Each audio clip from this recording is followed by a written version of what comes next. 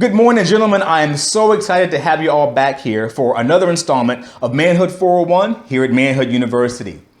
Listen, this week's lesson is right on time from my perspective, and I certainly hope that you're able to get something from it. So, hey, let's jump right into it. I do believe it was Dr. Creflo Dollar who said, "A man that defends himself will always be average." Now, listen, I'm no Creflo Dollar, but I like to use that quote of his to address three groups of men today. Now, if you've been with us for a while, you know this is where we typically break out our groups down into ranges of maturity and life experience. But today, I want to break this down into three distinct groups that can exist in just about every maturity stage. So we've talked extensively about the fact that men are leaders. And we know that while we aren't likely all senior leaders in our organizations, we have a duty to lead in various components of society. So listen, our three groups are going to break down like this. We have men who lead by virtue of the voice that they've been given in society. Then we have men who lead as a function of their organizational role. And lastly, we have men who lead by example. And I call this group potential leaders, also known as followers. Now, within our first group, if you're in a position where the things you say are often consumed by a larger audience, you will inevitably face criticism. It just comes with the territory.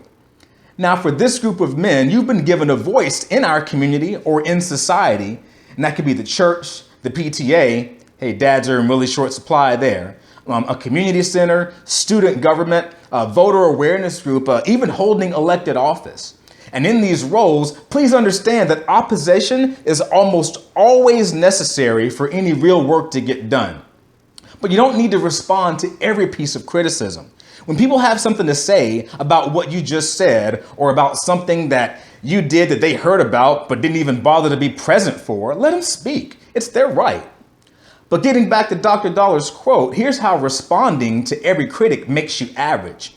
First, once your critics know that they can draw you out with well-placed criticism to your so-called friends or in the press, they will use your ego. Yeah, I'm talking about your ego to make a fool of you at every turn.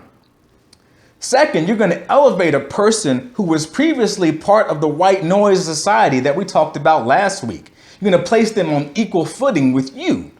You see, when you and your critics have the same exposure, the same audience, the same size megaphone, if you will, how can your good ideas get more traction? Instead of you being the one voice of reason, you are now one of 50 or 100 or 1,000 voices that all get equal time.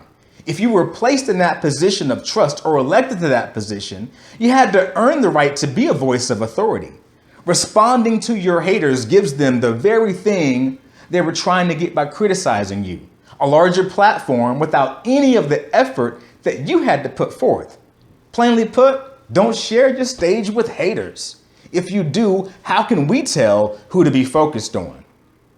Now, if I could draw a Venn diagram of our second and third groups, you would see some overlap based solely on how your organization may be laid out. But there are some distinctions that I want to draw.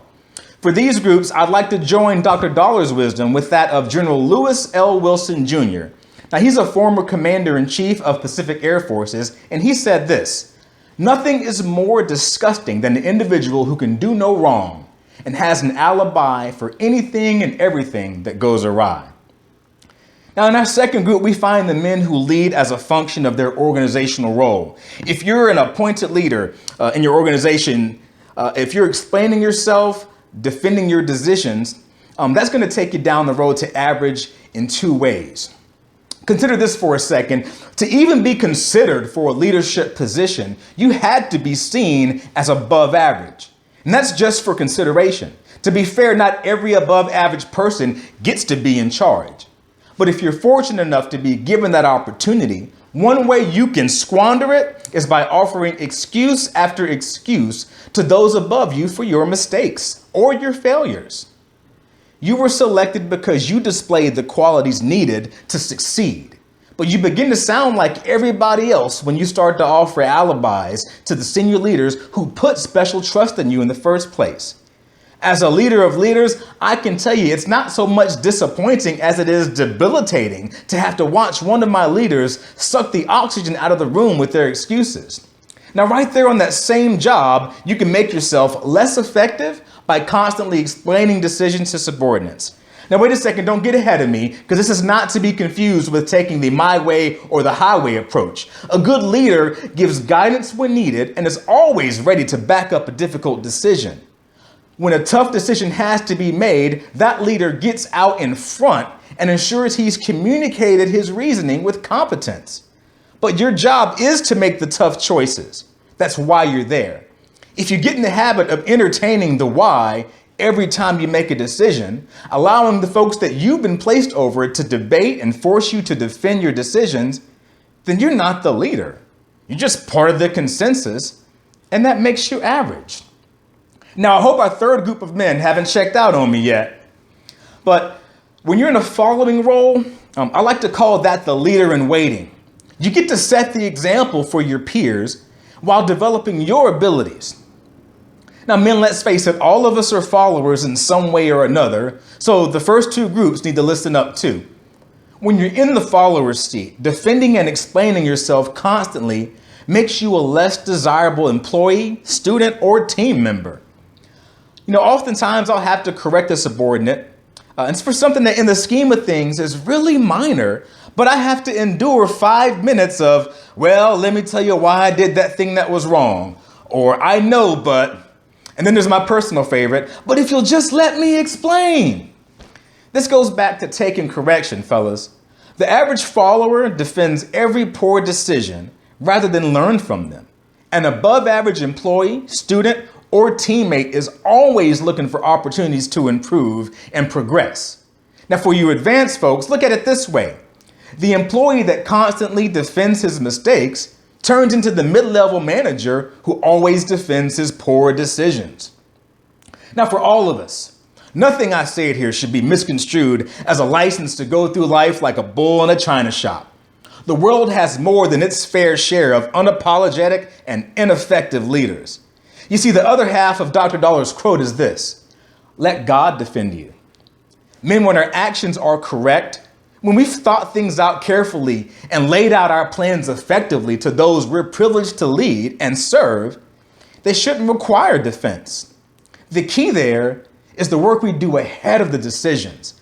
This lesson should drive us to examine our decisions, especially those delivered as directives. If you're constantly explaining yourself, it may be that you're not clear enough with what you had to say to begin with. In that case, think before you speak. If you provide purpose in the early stages, you can fend off challenges at execution. Now, it could be that you make decisions without all the information, and now you're in a crouch trying to correct what you should have never executed. In that case, do your homework before pulling the trigger. Look, you'll never have 100% of the information to be certain about your decision, but your leaders and subordinates alike can smell a decision that wasn't well thought out. Now, if you're just distracted by every critical response to the things you say and do, I encourage you to make a decision, stand by it, and learn from it, whether the outcome is positive or negative. Remember, you'll never be perfect. You will make legitimate mistakes, and there's no need to be defensive about everything that comes your way. Now, not every critic is a hater, so if you apply careful, quiet analysis to criticism, you can prove yourself to be a rational, thoughtful leader by making adjustments rather than offering defenses. Well, that's this week's lesson. Men, remember that we forfeit our place in society by choosing to be average. Now, before you rush to hand this off to somebody who obviously needs it, make sure you internalize it for yourself. I know I had to. And I'll see you all back here next week. God bless you.